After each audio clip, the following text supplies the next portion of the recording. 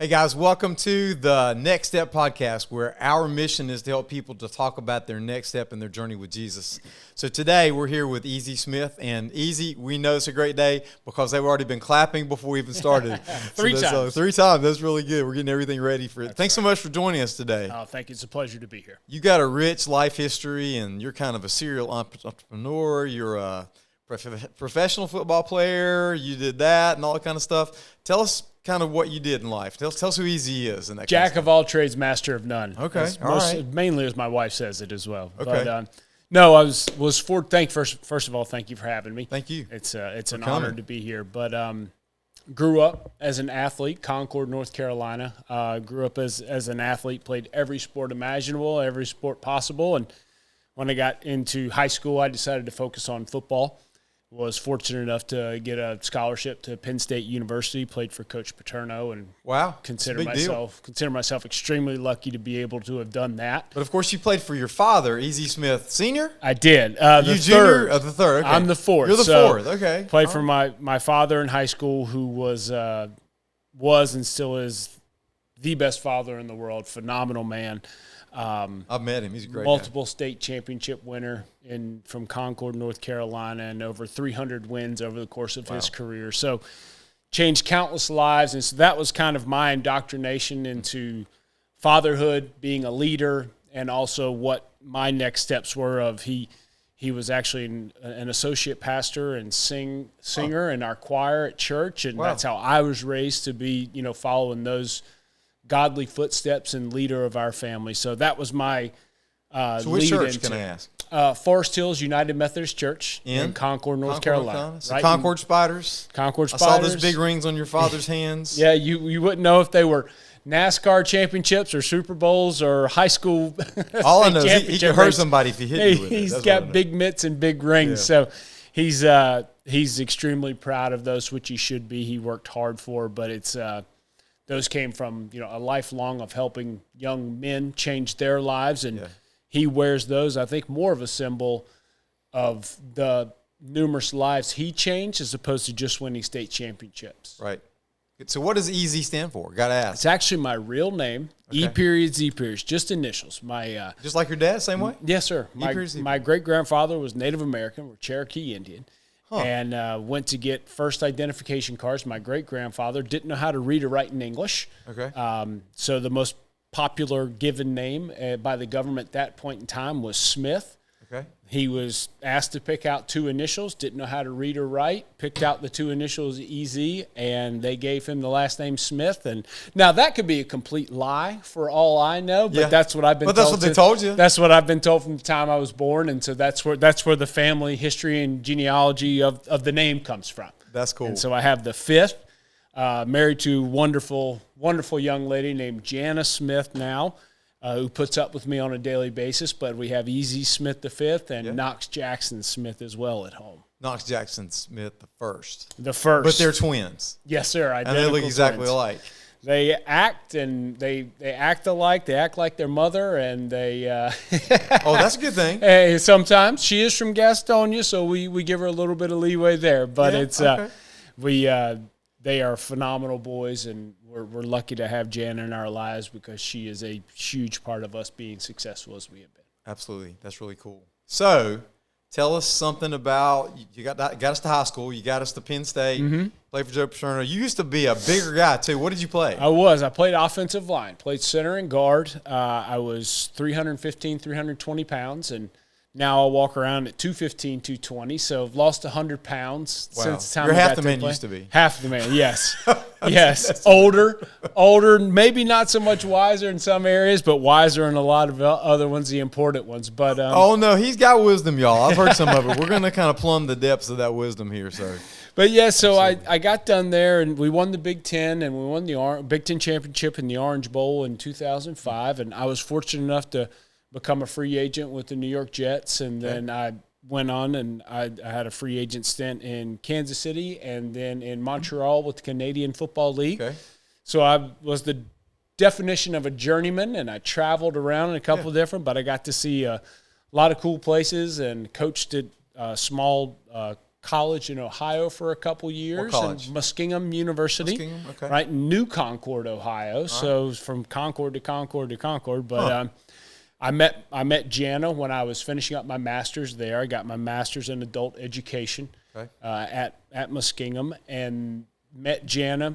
Got done with that. Realized that even though I thought coaching was the next evolution in my life, just because it's what my father had done, it's what I thought the next evolution was, I realized that it wasn't for me, that I wanted to be in more of control of my own destiny in life. And the one way I knew to do that was to do what I do, whether the success or failure of what I was going to do in life was going to be dependent, not solely dependent, but it was going to be based off of more my merit of effort and work versus me having to depend on someone else for theirs. How about that? Because you learned the value of being a team player. That Yes. kind of thing. So share with us, if you would, maybe your top memory from college about like a life lesson you learned from playing football, and then maybe a memory from the NFL and that kind of stuff. Give us a couple of memories you got there that could kind of help to teach us a life lesson and just some things that you had to learn, not just because somebody told you, but because you experienced it. Yeah, and a couple different things that come to mind of when I was younger, especially we all make mistakes when we're younger. Yeah. And I didn't always tell my kids all the time when they get in trouble and we have to discipline them. We're a very discipline oriented, and we love our children, but we're very discipline oriented as well. If when you don't follow rules, there are consequences. Yeah. And I myself, growing up, I made mistakes. I had to learn consequences. You could say I'm stubborn in the way that I do things, so I don't always learn lessons the first time. Sometimes it takes me the hard way to learn in order to learn a true lesson.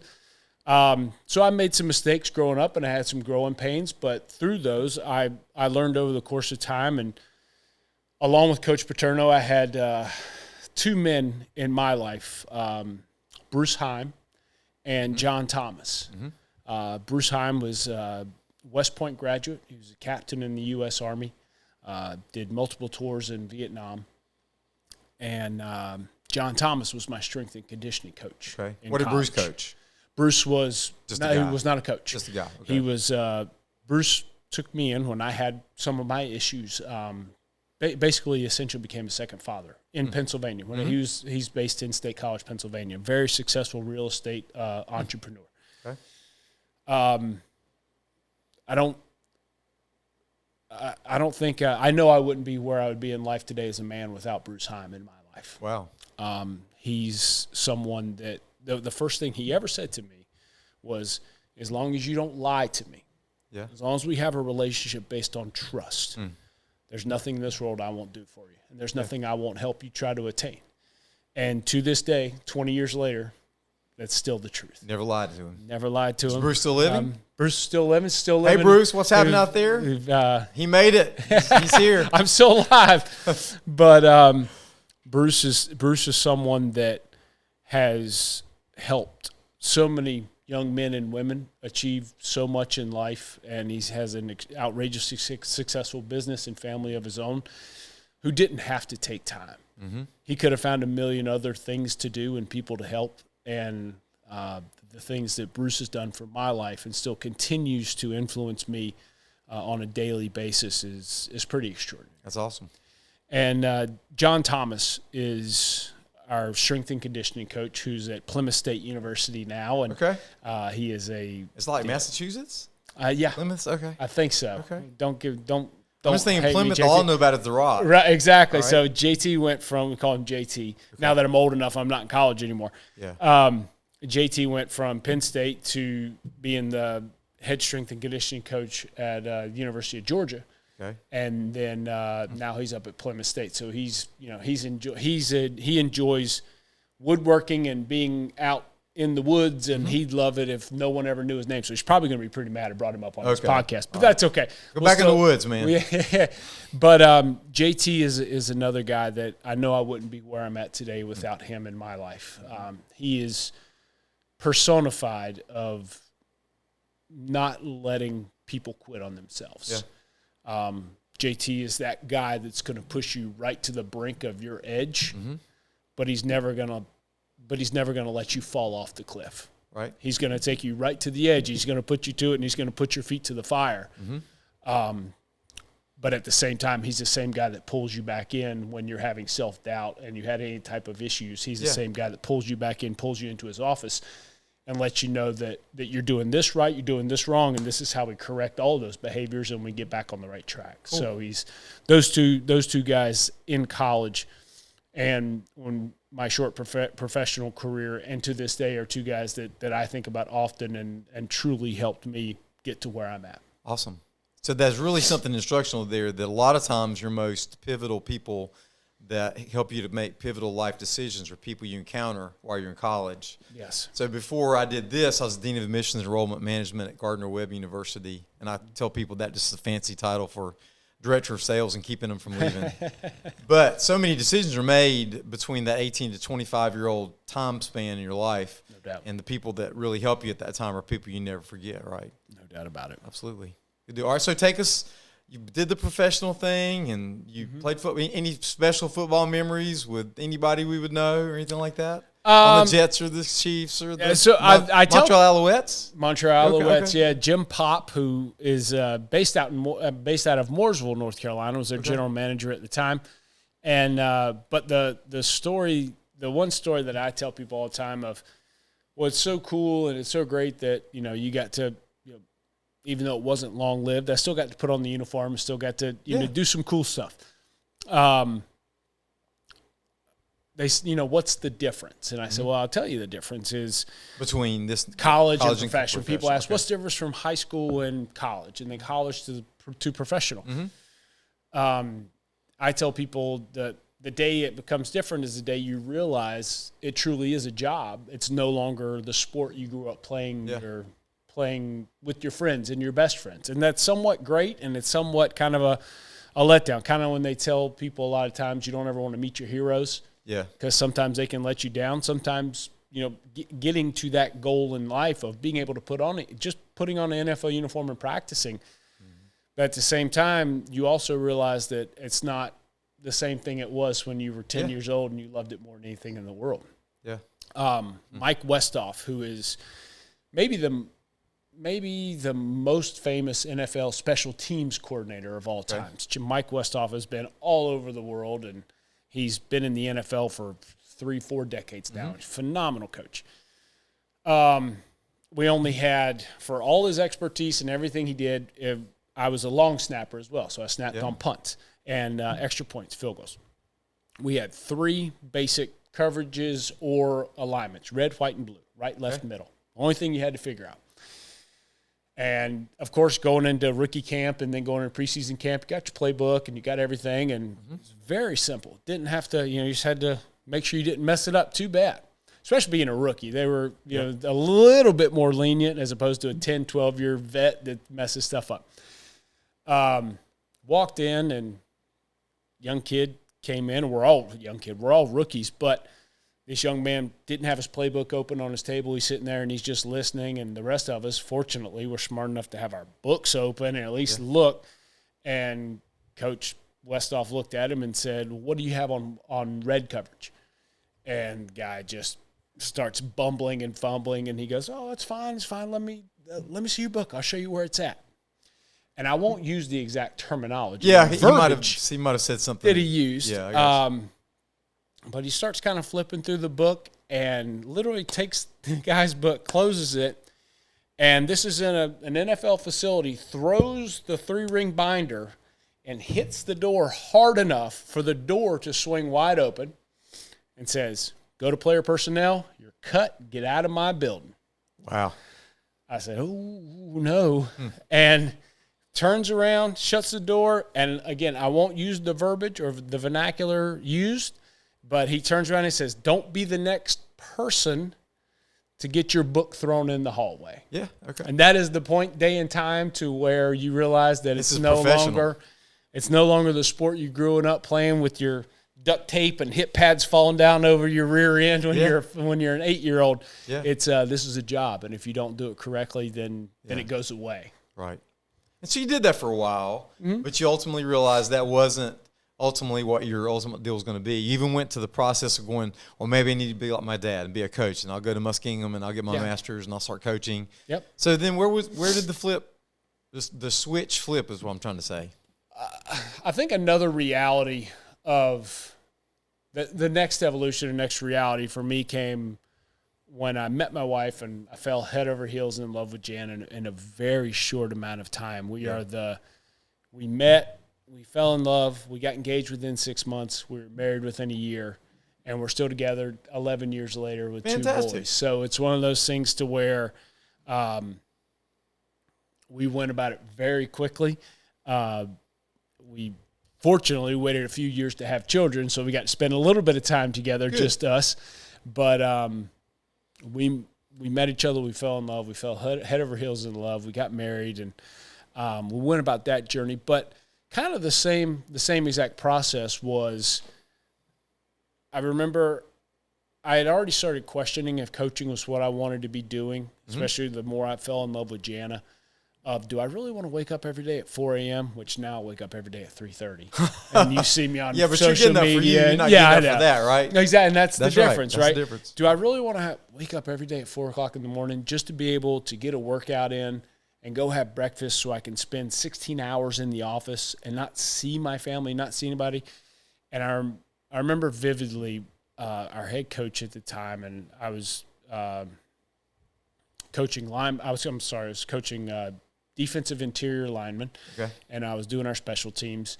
And I was in the building. I always got in the building at 4 o'clock in the morning and worked out. Nobody else got in the office till 5:30, but I knew if I wanted to get a good workout in, I had to get in there early and get it done so we had breakfast, and then we had our staff meeting, and which didn't start till 6. And I remember I was down one day, and it was 5:15 in the morning, and I was just, I was cruising through my workout and getting a great workout in, and the head coach came in and just blasted me. So it's 5:15 in the morning and the music's too loud in the gym. There's nobody else in the building. Yeah. Somebody was mad about something that happened, and I was the only guy in the building. So that to me was, do I ever want to deal with this again over that? So that's kind of the straw, and I guess the straw that broke the camel's back. I was already starting to question it, but then when that happened, that to me was a sign of this is going to be the continuous life pattern for you, and is it something that's going to fulfill you? And the answer was no. Yeah, interesting. So you've gone a different way. So what happened immediately after that? So you pieced out of there, I'm sure, within a certain amount of time. And so I finished my term there, and I got my master's, and I finished my contract, all my obligations there, and I tell people all the time I was going to take it on and be my own person. Yeah. I had no clue how to run my first business when I started it. Okay. And that business was? Fitness. I started in the fitness arena 13 years ago now. So opened Two Pros Fitness, myself and a former mixed martial artist, Roland Payne, that's based here in Charlotte, North Carolina. Roland fought in UFC 3 back when there was, no gloves, no rules, no time limits, back in the original UFC. Wow. And again, to this day, I still keep in touch with Roland, and Roland's a great human being. But so you're the pro from football, who's the pro from UFC? Yes. Two Pros. So Two Pros I'm Fitness. slow, but you got to go slow for me. That's kind of the way it is. So we did, and we focused primarily on athletic training, athletic conditioning, mixed martial arts, and strength and conditioning. So we kind of stayed in our wheelhouse, and we saw some great success. And eventually, Roland's significantly older than I am. Okay. But he can still kick my butt. But he's older than I am. So Roland was, closing in on 50 years old at that point in time, and I was 23, 24. Right. Time frames were different. Goals were different. The ability to work 14, 16-hour days is just different when you're, at different time areas in your life.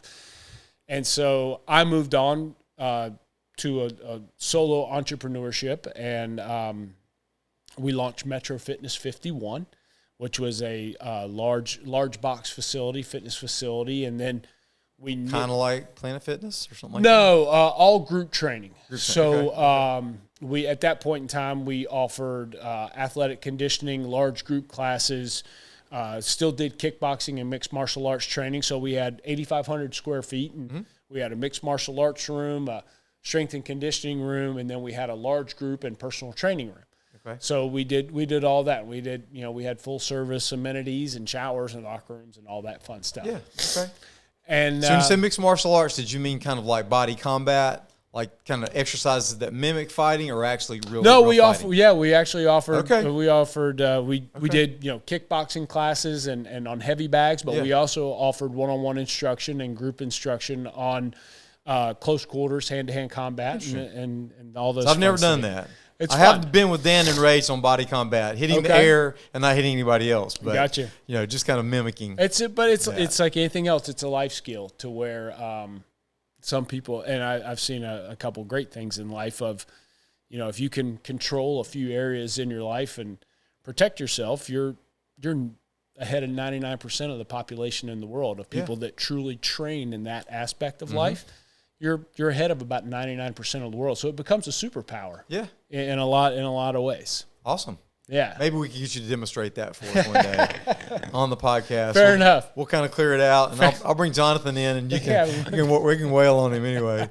Anyways, I'm grateful that you shared this much with us. So you did that 50. So what was the 51? Was it on Highway 51? We were right in Pineville, right off Pineville Matthews Road. Yeah. We were right on Highway 51. So yeah, it was Metro Fitness 51. My parents live near there. Gotcha. So right where the old post office was in Char-Bar, we were right across the street. Okay. All right. So we were right across the street there, and then so we were fortunate enough. Of course, no one ever saw the epidemic of 2021 that was coming. Right. But you did this for a while then. You did the whole I just sold our last fitness facility in January of this year. Okay. December. And that was how many years? 10 years? 12 years. 12 years. Okay. Yeah, and so we just sold our last fitness facility and our personal training studio, EZ4 Wellness Consulting, in the past year. We were fortunate enough to stay very successful all the way through COVID and all the craziness, because we moved from those large scale and large big box classes. We were doing all personal training and all semi-private training. Okay. So during 2020, that went. The restriction. People were lonely and they wanted to come do something one-on-one. We didn't have the restrictions. Yeah. We didn't have, we still had the cleaning and all the stuff that had to be done. But our price points were already in the one-on-one and semi-private model to where there was no sticker shock with our people and our clients, like a lot of people unfortunately had to face, and a lot of gyms closed down because of. Right. We were already doing primarily, if not all, personal and semi-private training. So there's an operational principle here. I heard years ago Harvey McKay say in his book, Swim with the Sharks Without Being Eaten Alive. There you go. That you dig your well before you get thirsty. That's true. So you kind of done that. You already established that pattern, and then therefore when the pandemic came, it became more of an opportunity rather than a crisis. It did. And the other thing that we had and we launched is we had the remote. So I produced with our media company the remote coaching blueprint. Right. So we were not only doing, at that point in time, we had over 500 online clients, but we also started coaching fitness entrepreneurs on how to take their business online as well. Okay, so online clients, I mean, you're sitting in front of a camera, and they get in front of a camera, and you show them how to work out. So not really Zoom. We definitely take the more high end and high level approach of we do macronutrient coaching. So we do the nutrition coaching. We build all of their coaching and workout on our platform that we do, which is we use a platform called True Coach, to where we can do demonstration videos, we can do rep sets, break it down by time domain, supersets, reps, however we need to do it, and break it down for our people. So we do customized nutrition coaching, customized fitness and workouts as well, for what we're able to do with our people. But we were also doing that ahead of time. Yeah. So once again, when COVID hit in 2020, 2021, we were able to seamlessly, put our people into the pipeline. Yeah. So let's talk a little bit about fitness for a second for the audience out there, just in case they're interested. So you mentioned the concept of supersets. Supersets is basically going quickly from one exercise back and forth to keep your heart beating at a certain kind of rate and that kind of stuff. And I enjoy doing supersets. But you also train in such a way so that you lift with lots of rest in between. Yes. Explain the difference between what those two different kinds of things do for you, whether you're doing supersets for high-intensity interval training or you're actually slow and taking your time, breathing. What's different about those two things? Absolutely.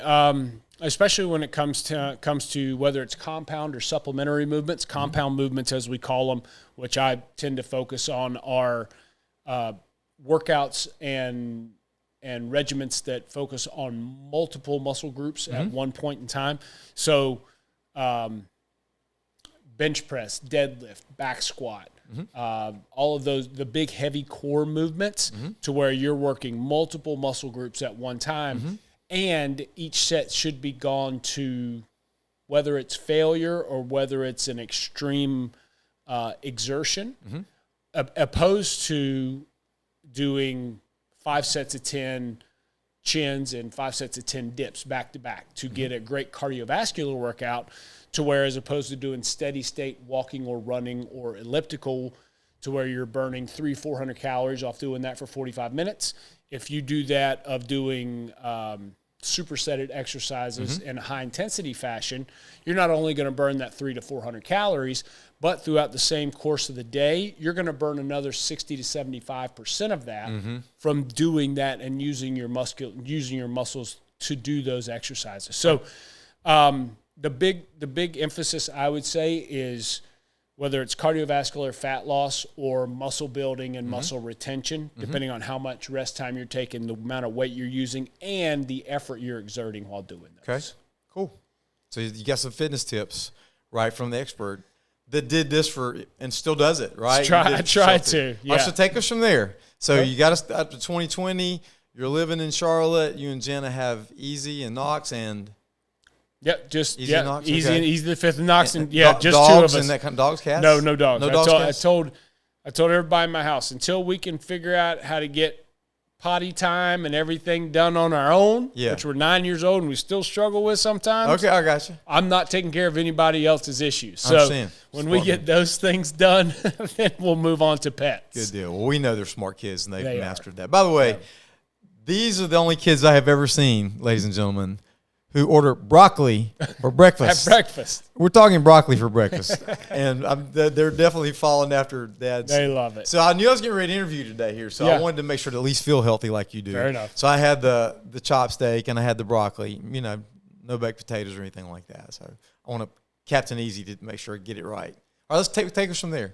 So it's 2020, 2021. You started to get into kind of this restlessness. You're living in Charlotte. You're running this business. Is it the only business you were doing at that time, or are you doing something else? Because I know you're kind of a serial entrepreneur. And so we were doing fitness, and then we were doing the remote coaching blueprint, and then we launched our media company, Gas House Media, to where we help entrepreneurs, businesses, families. It doesn't matter who it is, anybody that needs any type of post-production work, any type of advertising, marketing materials. We launched Gas House Media, and we've had an abundance of success, fortunately, with that. Cool. And so we love doing that. That's something that is self-taught. When I was first in the fitness industry, not many people were doing successful ad campaigns, lead generation techniques, and so I learned how to make my own website, my first website, and then I took that and learned how to do Facebook, Instagram, LinkedIn advertising, Google ads, all of those things. And so I learned how to do that, and then started teaching other people how to do it. And they started seeing more success and more success. So it was something that we got a lot out of, because we kept seeing people win and people succeed. Yeah. And then that took us all the way through the end of 2022.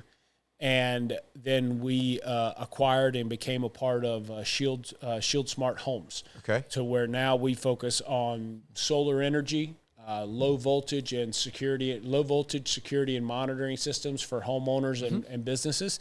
And so those are our big 2 endeavors right now. So if I'm understanding correctly, Shield Smart Homes is not only about getting power into people's houses, but it's also getting power and linking it in with systems that are going to watch cameras and all those kinds of things to make sure nobody's invading your home. Correct. So we protect homeowners and businesses from rising costs and creating sustainable energy, but also being able to protect their property and their families as well. That's cool. And it's my 2 business partners, Stephen McQuaig and Andrew Wright, All three of us are extremely God-fearing men and men of God and family leaders. Great guys. And really great gentlemen. And actually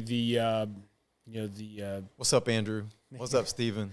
It's we actually have the lion with the crown is the shield of our company. Okay. And so that is we're all. So what's the story behind that? Wow, so lion it's with a the crown. Lion of Judah. Okay. And that Who is Jesus, of course. Yeah, right? There absolutely. And so that is when Stephan first created the company. That is the aspect we took of, we're going to protect families, but we're going to do it in a God-fearing way and a godly way, to where the dollar bill is never going to override what we're trying to do as a company, which is protect people, their families, and their property. That's awesome. Not only that, your company and your team have come together to help to sponsor some things in the life of our church recently. Yeah. So we'll get to that in a few minutes. So much fun. But talk a little bit now about, so this restlessness happens in Charlotte. Yeah. You begin to have conversations with Jana, and tell us about that journey and how you got back over on this side of the river. Yeah, I believe it was a 10-year mission for her to get me back, to get me to Gaston County. Okay. I'm a creature of habit. It wasn't so much that I didn't want to leave or I loved Charlotte or anything like that, because I didn't. We loved where we were at as a family. But I'm very much a creature of habit when it comes to diet, when it comes to work, when it comes to everything that we do. OCD, a lot of people may say. But or you could just say you're into details. I'm into details. We just like it that way. Yeah, actually. Yeah, absolutely. Janice says sometimes she says you're OCD. I say, I just call it putting things back where they belong. Yeah, that's right. That's right. But it's I'm very regimented in what I do, how I live my day to day, and to me there's a certain way to do things, and sometimes that can be a hindrance because I'm not always the most flexible. But up to this point, it's led to a lot more success than it has failure. Let's stop and talk about that for a minute, because a lot of people that are out there might not feel that way. That I'm not in that mindset, and is there a way to kind of get in the medium of that, where you're neither too sloppy or you're neither too OCD? I really think you're more in the middle. You found that kind of golden mean in the middle. Since I will say, since you and I have started converging on our paths a lot more, I will say if you had met me probably 2 years ago, you would say I was much more on the opposite end of the spectrum. I was this is how we do it. This is how we're going to do it. This is the only way it's going to be done. This is how we do it. Exactly. Being flexible of selling our home, building a new home, moving here, changing the boys' school, Jana having transitions in her job and her role, me going from in our facility brick and mortar business owner to working primarily remotely and from home and help coaching people all over the world. It's a big shift. It has forced me to be able to try and adapt. I still struggle with it some days. I'd be lying if I said it didn't. But there's definitely been, there's no doubt that it was God putting us in this position of forcing me to be able to transition and kind of pivot where I was in life, of being able to make our family more successful as a whole. Yeah. Really cool. So Jana, tell us about her superpowers. I saw on Facebook, like last year, she did all this stuff. Like she got a master's degree from Clemson. She got a major promotion at work. She talked about moving across the river. She talked about buying a new home, selling an old home, giving affirmation to the past, moving to the future. Tell us about Jana. Patience, I guess, probably might be her superpower, just from dealing with me on a day-to-day basis. But Jana has done so much for our family from a supporting role. And I think when people hear supporting role, it's taken out of context a lot of times. Sure it is. Because Jana is a world-class team leader with her company, Pierce Group Benefits, who was just acquired by AP. AP, like the payment service? Yes. Yeah. Okay. And so she does benefits and for municipalities, school systems, governments, all of those intricate woven pieces, which are hard sales or long sales that I wouldn't deal well in being in the corporate world. She absolutely thrives in. She has gone from being a new employee to a benefits counselor to now she is literally their team lead in the Southeast of leading over, 1,000 people, and has just been selected to represent her company solely in Seattle in May for 4 days in May with their national team conference. So she is whenever I think about slacking off, there is no slacking off because mama's coming to catch me at every corner. So maybe you can work out some kind of deal with Easy and Knox to kind of or Z and Knox to kind of stay here, and you go to Seattle, and she's winning the world. You can ride the orcas, ride the waves. I've been trying to talk her into that, and she's like, "No, I'm going to work." I was like, "Yes, ma'am." Okay, all right. But it's she is. Somebody's got to do it. She is the definition of support through pushing me to be better. Okay. She doesn't support me by taking care of our kids, or she doesn't support me by being my cheerleader. She supports me by challenging me. She supports me by questioning, am I doing the right things on a daily basis? Yeah. And sometimes that leads to friction in our relationship because sometimes as the leader of our family, we want to just hear a slap on the rear end and say, I'm proud of you, babe, and go on about your business. Yeah.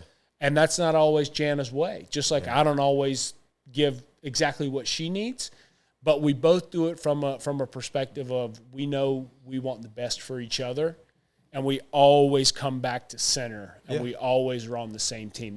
I would say that's the biggest thing about us is no matter what happens, we always come back to center, and we know the day ends with a hug and a kiss and an I love you more often. Well, always, but more often not, even when there's conflict. Yeah. We always come back to center that day. That's awesome. So we share that in common. Andrew's very much the same way. Yeah. She's kind of like, that was good, and you do this. Or that was good, and next when you do Jana. that. And what's next? Some people say, are you a hen-pecked husband? I say, no, I'm a queen-pecked husband. She just wants to be a better king. Fair enough. Same thing with Jana. So you are kingmakers out there. Your wives are. Our wives are. So tell us some more. So tell us kind of where you are now. So why the point? You were here a long time ago when your kids were little, before you moved on the other side of Charlotte. And then you came back and you moved, and you could have gone anywhere, including some of the great churches that even have satellites from Charlotte over here and places like that. So why did you choose to why is this your place now? And I truly hope people don't think I'm saying this because I'm sitting here with you, and it was you, Pastor Ray. Oh, glory to God, man. I'm not, I would never in a million, you can't see it on camera, but, I get goosebumps thinking about the relationship that we've forged and formed with the Point from the time when it was at the Stowe YMCA and helping putting chairs up when the boys were in there. That? No when kidding. The boys were in there, they were still in their car seats and strollers, and weren't even old enough to go to the nursery yet. We were strolling them into church and helping put chairs away. And Jana's brother and sister-in-law, Josh and Renee, and their daughters, Julia and Ada, and Kathy Boswell, of course, her mother, are all members at the Point. And it was... I remember it's always weddings with you guys. Always. Josh gets married, and then Ross. Then Ross gets married, and it's family affairs. So we got a chance to circle back over the years. Yes, and it was always, we were always just continuously being drawn back. And it was, we were going to church in Charlotte, and then it was, we're doing Sunday dinners down with Josh or at Kathy's house most time anyway, or they're coming here. Why don't we just start going to church down there? And I was like, oh my gosh. It's just that whole adage of you wake up as a kid and you go to your church, which is typically like 3 or 4 miles from your house. It's never more than that. So to think about like, oh my gosh, we're driving 25 minutes to church, and that's in the grand scheme of things, we did that for a year. Yeah. And it was, we were going to, before we sold, before we moved down here to build our new house. I didn't realize that. Yeah. And it was, I truly mean it. It was your relationship, the relationship with you that we felt like even before you and I became so intertwined with our men's group and everything we're doing now. Yeah. We were going to a large church in Charlotte that has a mass following. And there was no connection. Okay. To me, there was no connection. It was, here's the steps, here's how to be involved, and whether you take those steps or not, our church is going to be successful. We really don't care. To me, that was a feeling I got, and and there was also some messaging in that we didn't agree with. We are a very traditional family, that we believe and we know that God and you and everyone in our church at the Point loves, but there's also a very set guidelines that what God believes in and what he believes man and woman were put to do here on this earth and do together. And there is no confusion or mixing those items. Right. And so the messaging we received from day one, the love we felt when we walked into the building, and the relationships that we've formed over time, that we have never been to a more embracing entity than what we feel the Point is. Thank you for the compliment, genuinely. But also I would say to those people that are part of our team at the Point Church, 100%. This is why we want to make sure to be smiling when people are in the parking lot and give them a cup of coffee when they're coming up the ramp, and making sure that it's easy for them to sign in to Kids Point and be able to interact in that kind of way with your children. The goal is that your children are going to be begging you to come back to church too, as well too. They absolutely That's awesome. Good deal. So I'm grateful for that. So let's pivot with that now. Yeah. In the last 6 to 9 months, about 9 months ago, 12 months ago, sometime in that last quarter of the year, or the first quarter of the last 12 months, I think we had Scott Mendenhall came to our church, and Scott's one of our church planners that we support up in Minneapolis, Minnesota. And Scott's kind of like a skater dude. And one wheel guy. One wheel on, triathlete guy. And just this, and you really, there was something that day that was very much a bond for you. And you chose to bless them in a powerful way financially. And man, then on Monday he comes in and says, man, who's this guy Easy? And he said, he just really blessed us financially. It just seems like from that point on that we've grown closer in our mission to try to especially get men to come together, to be men together. Absolutely. So that we can really change the world, and even beginning with changing the church. It's not just about changing it out there, but a lot of times churches become a place where, that's what women do. That's where the women do the work. And thank God for them. Thank God for them. But God put Adam on the earth first for a reason. Right. And therefore, he wants us to be a battler. He wants us to fight for the women in our lives and our children. He wants us to join an adventure and have a battle to fight, right? So, absolutely. So tell me a little bit about what spurred in you in the last 9 to 12 months after that encounter, and some of the kind of things that have happened serendipitously or Holy Spirit-y is the way I would put it, to bring us to where we are now. I think for so long I wasn't resistant to what I felt God's plan was, but I wasn't open to everything that God was trying to bring into our lives. That same situation with Scott could have happened at a different church. Sure. Or a different setting. And I would have thought, that's a great idea. I'll go home and do some research on it. And we've given to other, ministries institutions and ministries before that we saw as being, worthwhile. And there's some that, we drug our feet on and we ended up not doing. Yeah. But hearing Scott's mission at the church, meeting him in person, hearing about his wife, his kids, and what he's doing with his One Wheel ministry and how he's getting the word of God out. Yeah. I was holding Jana's hand in church, and he was, giving his testimony, and she squeezed my hand, and she said, you have to do something. Yeah. You have to do something. Cool. And that to me was, he said they needed financial help wasn't for feeding, it wasn't for cooking, wasn't for salary, wasn't for anything. It was for getting their curriculum for kids. Right. Yep. And it was, tell me how much it is and let's cover it. That's awesome. And that to me was God's way of saying, now you're ready. Yeah. It was almost when we opened ourselves to that, it was God's way of saying, now you're ready to take on everything I send your way. That's cool. And that to me has been one of the biggest things of, I'll now say no to other areas of my life, especially professionally, if something gets in the way of what I feel God's calling me to do. Where in the past it was the exact opposite. I would hold off on church or godly things until Sunday. Like we'll talk about it in church, or we'll talk about it on Sunday. Yeah. I got to get this done Monday through Saturday in order. Okay, God, I'll do that, but I got to make money today. I got to be able to make money today in order to be able to help you. Right now, it's the exact opposite. Yeah. Like, what's God calling me to do today? so I can continue my mission on a day-to-day basis. So I would say that's been the biggest shift since that day. Yeah, that's cool. So with the things that you're doing right now, we just started monthly men's ministry breakfasts. Yep. And the goal is to kind of get guys together for 60 to 75 minutes, feed them something, but it's really been phenomenally successful. We've had lots of folks, probably seen 50 to 60 different guys, averaging about 20 to 25. Yep. And we're going to do it through the summer, too. When those people are in and out during the summer, if we have 8 or if we have 18 or 88, we'll do whatever is necessary, Take right? Everybody to a Honey Hunters game. Everybody go to a baseball game. Yeah, absolutely. I love it. And we have got some Honey Hunter interest on our staff, as a matter of fact, too. We got talented baseball people that are trying to get after that. Love it. So here's the other thing that I found that's really interesting is that once you begin to take that step, when you take the first step, then the next steps become easier, right? They do.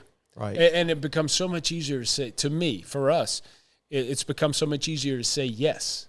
You're waiting for the next calling. Yeah. You're not feel like you're being pushed into it. You don't feel like you're being pressured anymore, or there's no stress surrounding it.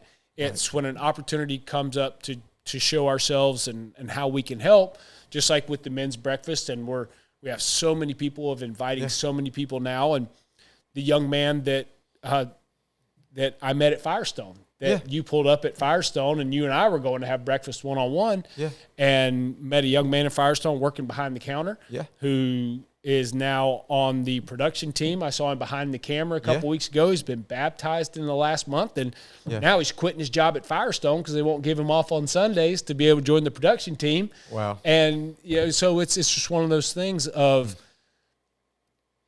it. You're absolutely right. It becomes easier and easier and easier, and things just show up in a way to help, as opposed to being stressed or looking for the next opportunity or what's God going to throw in my path. It's what's God going to give me the opportunity to do.